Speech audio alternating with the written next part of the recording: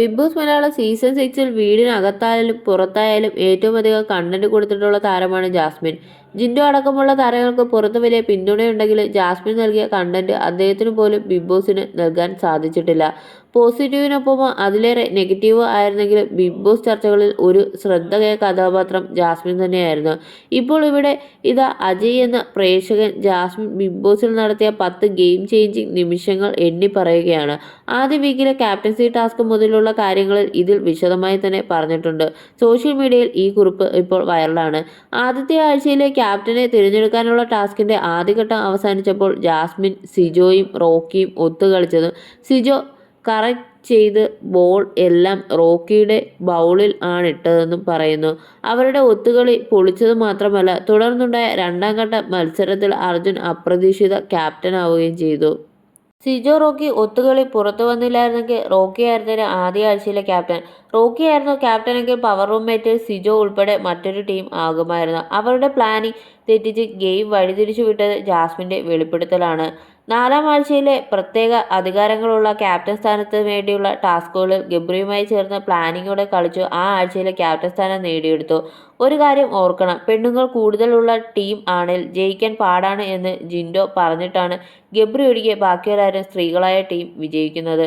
പ്രത്യേക അധികാരങ്ങളുള്ള ക്യാപ്റ്റനായ ജാസ്മിൻ്റെ team splitting രസകരമായിരുന്നു. തമ്മിലടിക്കാൻ സാധ്യതയുള്ളവരെ, ഉദാഹരണത്തിന് ജിൻഡോ, നോറ ഒരു ടീമിൽ ആക്കിയതോടെ ആ ആഴ്ച അവർ തമ്മിൽ നടക്കേണ്ടിയിരുന്ന ഫൈറ്റ് കണ്ടന്റ് ഇല്ലാതെയായി.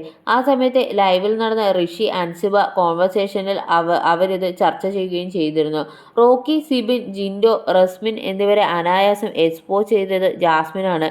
റോക്കിയെ പ്രവോക്ക് ചെയ്യാൻ അവനെ നോക്കി 1 2 3 4 എന്ന് പറഞ്ഞാൽ മതിയെന്ന് കാണിച്ചു തന്നു. ഇത് വീക്കെൻഡിൽ വീഡിയോ കാണിച്ച നെക്സ്റ്റ് ഡേ റോക്കി പുറത്തായി. സിബിനെ സിമ്പിളായി പ്രവോക്ക് ചെയ്തതിലൂടെ അയാൾ റോങ് സിമ്പിൾ കാണിക്കുന്നു. അതിൻ്റെ പേരിൽ വീക്കെൻഡിൽ കിട്ടിയ ബിരിയാണിയുടെ കനം കാരണം മൈൻഡ് ഔട്ടായി സിബിൻ പുറത്തേക്ക്. ഗബ്രി പോയതിനു കാരണം നീയാണെന്ന് പറഞ്ഞ് തർക്കിക്കാൻ വന്ന ജിൻഡോയെ ജാൻമണി എങ്ങനെയാ പോയത് എന്ന് ചോദിച്ചു. പുറത്തുള്ള എല്ലാവരെയും അറിയാം ജാൻമണി അവരുടെ സംസാരത്തിൻ്റെ ഗുണം കൊണ്ടാണ് പോയതെന്ന്. എന്നാൽ പ്ലാൻ ചെയ്ത് സംസാരിക്കാൻ വരാറുള്ള ജിൻഡോ അപ്രതീക്ഷിത ചോദ്യം കേട്ടപ്പോൾ മുതൽ ബബ്ബബയടിച്ചു വിയർക്കാൻ തുടങ്ങി. ഒടുക്കം അവിടുന്ന് എണീറ്റ് ഓടി. ജിൻഡോയ്ക്ക് ഒരു നിസ്സാര കാര്യത്തിൽ പോലും പോയിന്റ് പറഞ്ഞ് തർക്കിച്ച് നിൽക്കാനുള്ള കഴിവില്ലെന്ന് അതോടെ മനസ്സിലായി. കഴിഞ്ഞ ആഴ്ച ടിക്കറ്റ് ടു ഫിനാലെ ബോണസ് പോയിന്റിന് വേണ്ടിയുള്ള മുട്ട ടാസ്കിൽ സിജോ റൂൾ തെറ്റിച്ചു കാൽ കുത്തിയെങ്കിലും അത് ജഡ്ജായി നിന്ന് ജാസ്മിൻ്റെ അറിവില്ലായ്മയായി ചിത്രീകരിച്ചു. സിജോ സായി എത്ര തർക്കിച്ചിട്ടും വിട്ടുകൊടുക്കാതെ നിയമം തെറ്റിച്ച് വച്ച മുട്ടകൾ അസാധുവാക്കി. ഒരുപക്ഷെ സിജോ, സായി എന്നിവരുടെ മാനിപ്പുലേഷനിൽ വീഴുന്ന ഒരാളായിരുന്നു ജഡ്ജെങ്കിൽ ഇപ്പോൾ നെക്സ്റ്റ് ടീമിന് പകരം ടണൽ ടീം വിന്നറായേനെ. അതായത് ബോണസ് പോയിന്റുകൾ ടിക്കറ്റ് ടു ഫിനാലെയിൽ നിർണായകമാണെന്ന് അറിയുമ്പോഴാണ് ജാസ്മിൻ അവിടെ കാണിച്ച നോൺ കോംപ്രമൈസിങ് മെൻറ്റാലിറ്റി എത്രത്തോളം നെക്സ്റ്റ് ടീമിന് ഗുണം ചെയ്തു എന്ന് മനസ്സിലാവുന്നത്. ഹോട്ടൽ ടാസ്കിൽ ബാക്കിയുള്ള എല്ലാവരും ഹോട്ടലിലെ ജോലിക്കാരായി ആത്മാർത്ഥതയോടെ വർക്ക് ചെയ്തപ്പോൾ ഇത് ഒരു ഫൺ ടാസ്ക് ആണെന്ന് മനസ്സിലാക്കി ജാസ്മിൻ കളിച്ചു. റോബോട്ടായി ഫൺ മൂഡിൽ കമൻറ്റുകൾ പറഞ്ഞ് ക്യൂട്ട് റോബോ ആയി ജാസ്മിൻ 2 ദിവസം നിറഞ്ഞാടി. ഗസ്റ്റായി വന്ന സീസൺ 1 വിന്നർ സാബുമോനും ശ്വേത മേനോനും അവരുടെ സംസാരത്തിനിടയിൽ ജാസ്മിൻ അസാധ്യ പ്ലെയർ ആണെന്ന് വരെ പറയുകയുണ്ടായി. ഹോട്ടൽ ടാസ്ക് നടന്ന 2 ദിവസങ്ങളിലും പവർ ടീമിൽ ഉള്ളവരുടെ ഈഗോ എക്സ്പോസ് ചെയ്തിരുന്നു. ആ ടാസ്ക് മനസ്സിലാക്കി കളിച്ച ചുരുക്കം ചില വ്യക്തികളിൽ ഒരാളായിരുന്നു ജാസ്മിൻ.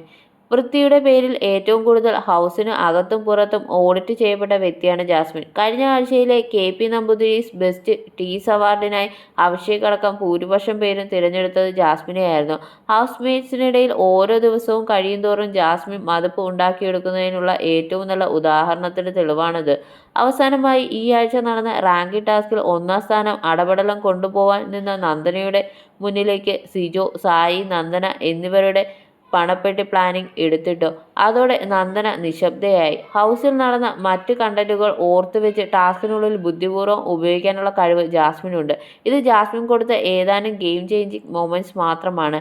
നിലവിൽ അവിടെയുള്ള നിൽക്കുന്ന ബഹുഭൂരിപക്ഷം മത്സരാർത്ഥികളും കൊടുക്കുന്ന ഗെയിം ചേഞ്ചിങ് മൊമെന്റ്സ് എഴുതി നോക്കിയാൽ അര പേജ് പോലും ഉണ്ടാവില്ല. ജാസ്മിൻ തന്നെയാണ് ഈ സീസണിലെ മികച്ച ഗെയിമറും ഗെയിം ചേഞ്ചറും.